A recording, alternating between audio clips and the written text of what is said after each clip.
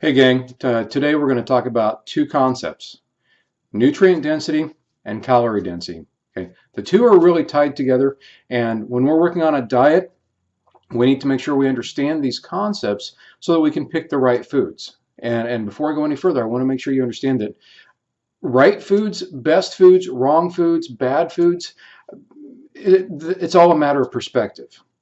And what that means is you can eat something that maybe be off limits, as long as you don't have a food allergy or anything. But there's a lot of things you can eat that some people might call bad. Okay, it's all in a matter of perspective. So let's look at two things, two ideas here: nutrient density and calorie density. When you are on a calorie restriction, when you're trying to minimize the amount of calories, we still need to maximize the amount of nutrients we get in our body. Okay, because we have to get the best of everything we've got. We don't get a whole lot of it. Okay, nutrient density. Things like whole foods. Whole foods have more nutrients. They haven't been processed. Processed foods have lower calorie densities. Examples would be, fresh fruits, vegetables. They're going to have more nutrients in them. Popcorn, not so much. Okay. Granted, you might have something like celery that doesn't have a whole lot of anything in it. Okay. Is that good or bad? Well, you could look at it as a filler. It's got fiber.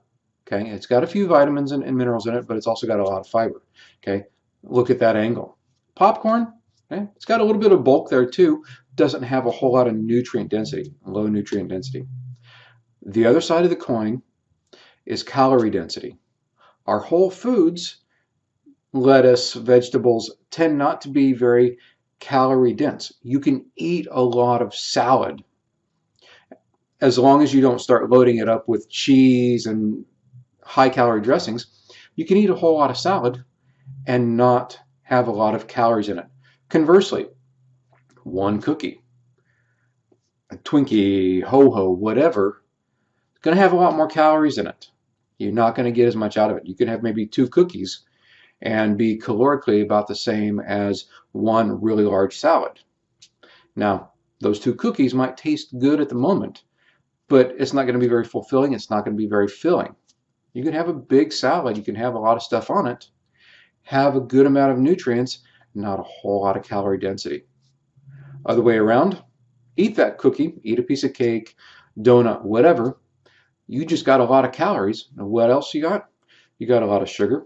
You got a lot of fat, maybe some salt, maybe some preservatives in there. You didn't get a whole lot of nutrients.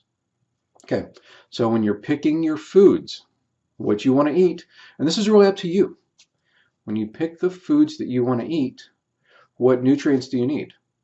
If you're trying to minimize your calories, get as many nutrients in naturally as possible. Let's not rely on supplements. Let's go with the whole foods. You want to minimize your calories? Okay, let's look at where the calories are. Maybe it's a day you actually need a little bit more calories and you want something with a little fat in it. Okay, that's going to bump up your calories really quickly. Okay, load up with fat, a whole lot of calories. Pull the fat back, maybe a little more protein, maybe a little carbs. Carbs are not bad.